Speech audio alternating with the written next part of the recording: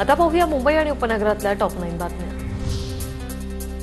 दिवाळीच्या पहिल्याच दिवशी मुंबईत हवेचा दर्जा खालावला। शहरातील हवा प्रदूषणाची पातळी सोमवारी फटाक्यांमुळे वाढली।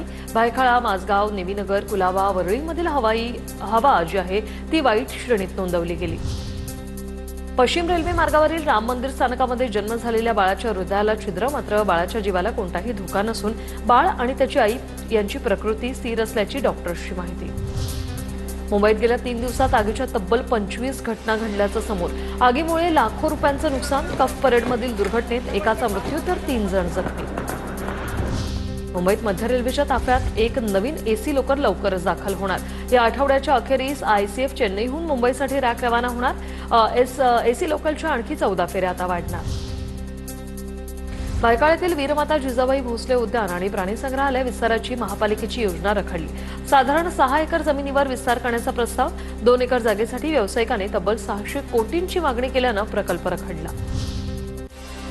धनत्रयोदशीच्या मुहूर्तावर मुंबई पश्चिम रेल्वेकडून विशेष तिकीट तपासणी मोहीम।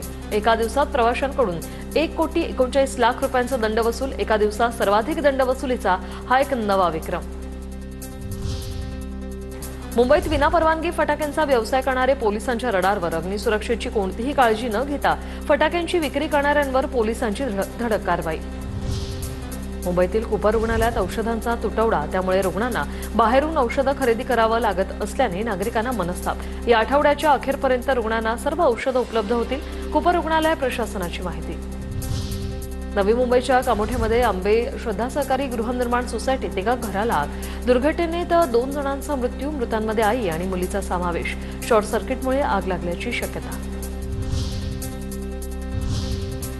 आता पाहूया पुण्यातल्या टॉप 9 बातम्या। पुण्याच्या वाकडमध्ये बाईकच्या सर्व्हिस सेंटरला आग। आगीत 35 ते 40 गाड्या जळून खाक। आगीत इतर साहित्याचं देखील नुकसान। आगीचं कारण अस्पष्ट।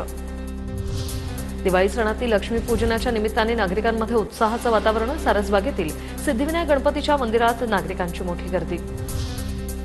उपमुख्यमंत्री अजित पवारांकडून पुण्यात स्मृती दिनानिमित्त पोलीस दलातील हुतात्म्यांना श्रद्धांजली। पुण्यातील पाषाण पोलीस संशोधन केंद्राच्या मैदानावर कार्यक्रम। पुणे जिल्हा परिषद आणि पंचायत समित्या निवडणूक पूर्वतयारीला वेग। प्रशासनाकडून ईव्हीएम मशीनची जुळवाजुळव सुरू। सांगलीहून 3,659 तर सोलापूरहून 2,994 मतदान यंत्र मागवण्यात आली। पुणेकरांना हलक्या ते मध्यम पावसाचा सामना करावा लागण्याची शक्यता। हवामानात मोठा बदल होण्याची भारतीय हवामान विभागाची शक्यता। अनेक गोष्टींवर याचा परिणाम होण्याचे संकेत।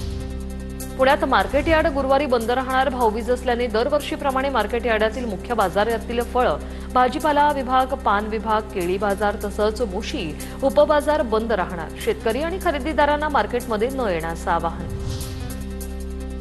पुण्यात महापालिकेच्या वरिष्ठ आरोग्य निरीक्षक आणि आरोग्य निरीक्षकांना शहर स्वच्छतेच्या कामात हलगर्जीपणा करणं भोवलं। आरोग्य निरीक्षकांवर दंडात्मक कारवाई। पुण्याच्या भोरमधील ऐतिहासिक पंतसचिव वाड्यात दीपोत्सव साजरा। राजवाडा परिसरात दिवे लावत दीपोत्सव साजरा। शेकडो लखलखत्या दिव्यांच्या प्रकाशाने राजवाडा परिसर उजळून निघाला।